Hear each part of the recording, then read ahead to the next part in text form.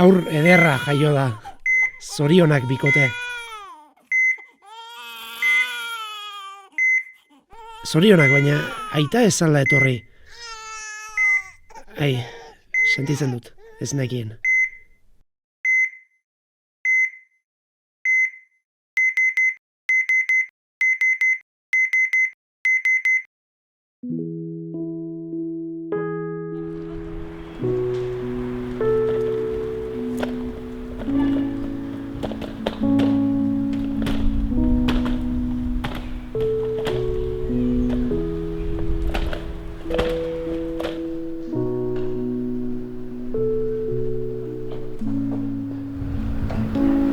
Laguntzarik nahi?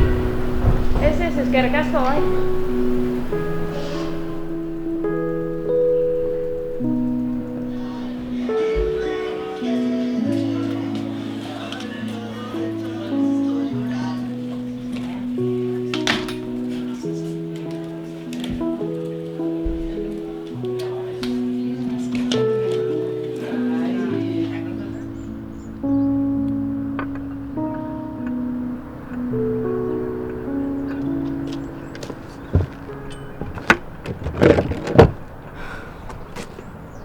Zer?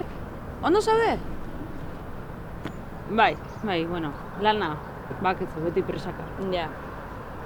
Bueno, eta zergaitik ez dituzu oporrak hartzen? Beti ikusten dizute estresatuta zure lan horrekin.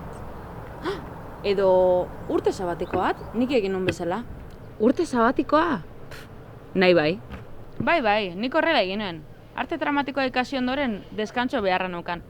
Eta ondo torre zitzaiden ideiak argitzeko. Bizitza bakarra da, neska.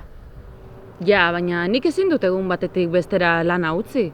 Gastuak dauzkat. Ardurak. Bueno, lasai, lana beti gongo da. Nire irte zitzaidan gauzatxoak.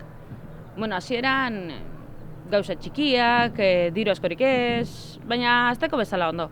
Ikusi, azken laburmetraia oraintxen estrenatuko dugu Euskal Zine Bileran. Ja, baina, zuk erraz eduki izana ez dago esan nahi bestiontzako ere erraza izango denik. Badakit esfortzua egin duzula, ez da hori. Baina ikasketak adibidez zure gurasoek ordain zuzuten, ez da? Beste batzuk ez dute aukera berdina izaten. Adibidez, nire amak ezin ziren gastoi bakarrik aurre egin, eta laguntzeko lan egin beharra izan du gaztetetik. Eta posten naiz aktore lanean hasi zarela, benetan. Baina guztioak ze prekarioa den sektore hori gehien bat hasieretan. Eta gastuak daukagunok zer egin dezakegu.